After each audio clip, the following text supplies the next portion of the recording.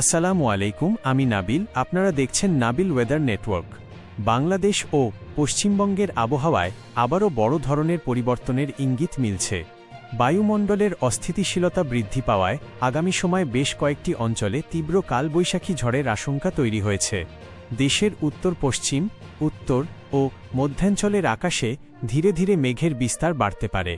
এর ফলে বিকেল থেকে রাতের মধ্যে অনেক এলাকায় বজ্রসহ বৃষ্টি এবং ঝড়ো হাওয়া বয়ে যাওয়ার সম্ভাবনা রয়েছে। বিশেষ করে রাজশাহী, রংপুর, ময়মনসিংহ, ঢাকা, খুলনা এবং সিলেট বিভাগের কিছু এলাকায় কালবৈশাখী ঝড়ের প্রভাব বেশি দেখা যেতে পারে। ঝড়ের সময় বজ্রপাতের ঝুঁকিও থাকবে উল্লেখযোগ্য।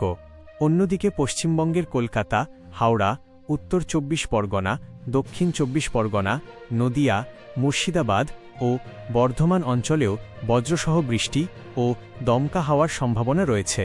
ঝড়ের সময় ঘণ্টায় ৪০ থেকে ৬০ কিলোমিটার বা তারও বেশি গতিতে দমকা হাওয়া বয়ে যেতে পারে। কোথাও কোথাও স্বল্প সময়ের জন্য ভারী বৃষ্টিপাতও হতে পারে। কৃষক ভাইদের প্রতি অনুরোধ, ফসল ও কৃষি সরঞ্জাম নিরাপদ স্থানে রাখুন। যারা খোলা মাঠে কাজ করছেন তারা আবহাওয়ার পরিস্থিতির দিকে নজর রাখুন। বজ্রপাতের সময় বড় গাছের নিচে আশ্রয় নেবেন না, খোলা স্থানে অবস্থান করবেন না এবং মোবাইল ফোন ব্যবহার সীমিত রাখার চেষ্টা করুন।